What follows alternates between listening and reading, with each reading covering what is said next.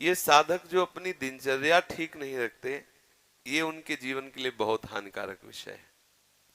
हमारे लिए जितना नाम जप आवश्यक है, उतना ही प्राणायाम आवश्यक है, उतना ही व्यायाम आवश्यक है, उतना ही टहलना आवश्यक है, उतना ही सोना आवश्यक है, उतना ही सात्विक आहार आवश्यक है। ये बिल्कुल ध्यान रखें।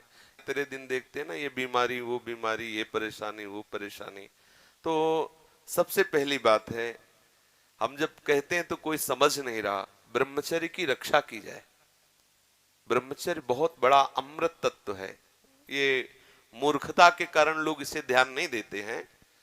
एक ने तो कहा कि संसार में अब यही सुख है, तुम भी उसमें भी कह रहे हो कि ऐसा। हम भाई तुम्हें सुखी करने के लिए कह रहे हैं, दुखी करने के लिए तो नहीं कह रहे ना। हम तुम्हारे दुश्मन नहीं है, तुम्हारे मित्र हैं। तुम्हारा मन तुम्हें गलत रास्ता दे सकता है, लेकिन हम तुम्हें गलत रास्ता नहीं दे रहे। तुम सदगृहस्थ हो तो संयम से चलो। सदगृहस्थी में भी एक आप सोचो, आप रात दिन पशुता का व्यवहार करके मलिन मन के द्वारा शांति प्राप्त करना चाहते हो, आनंद की अनुभूति करना चाहते हो, कैसे हो सकता है?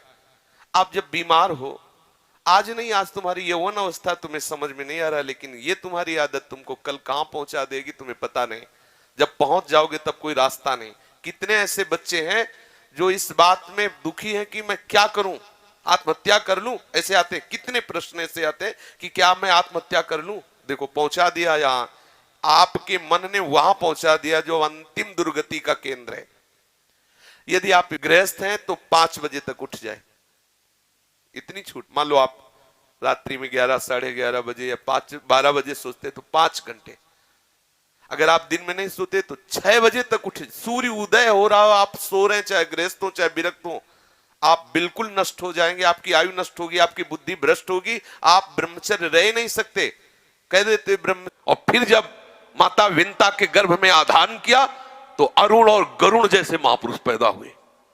अगर आप 5 वर्ष ब्रह्मचर्य रहे केवल इसलिए कि जो हमारी संतान हो वो बहुत देशभक्त, हरिभक्त, बलवान, विद्वान, ज्ञानवान हो, और आप नियम से दोनों भजन करो, और 5 वर्ष बाद गर्भाधान करके संतान उत्पत्ति के शास्त्र सिद्धांत अगर वो महापुरुष न पैदा हो तो बताना।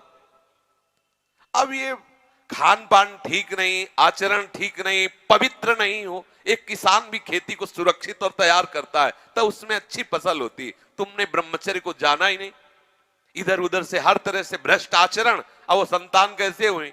अब देखो हंसी मजाक की बात है, हम देखा गोदी में चश्मा लगा है, भगवान गोदी में है, शुगर है 500।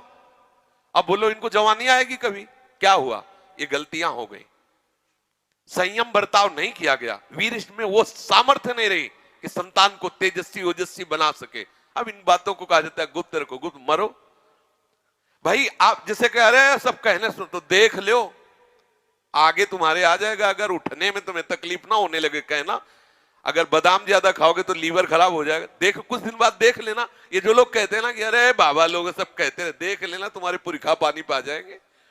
तुम तो हमारी आत्मा हो, इसलिए हम तुम्हें प्यार से समझाते हैं। जैसे हम कहते हैं तुम ब्रह्मचर्य रहो, हस्त मैथुन मत करो, गंदे आचरण मत करो, व्यभिचार मत करो। ये ब्याह की जो एक प्रक्रिया है आपको एक सीमित बांधने के लिए है कि आप भ्रष्ट आचरण न करें, आप धर्म से युक्त होकर भगवत मार्ग में चलें, आराधना करते हुए एक आराधक की तरह एक संयमित जीवन व्यतीत करें। वो मार्ग नहीं कि तुम गंदे आचरण से चलो, ऐसा नहीं है। हम आपको दिखाएं, पति पत्नी सहित हैं और आजीवन ब्रह्मचर्य का नियम लिए हैं, और 35 साल की अवस्था है, दोनों सुंदर है, अपने ही समाज में है, अपने ही पास है। ऐसे कितने लोग, एक दो थोड़े ऐसे कितने हैं 30-35 की अवस्था आजीवन के लिए संकल्प वृंदावन में करके संकल्प करके। अब बोलो कितनी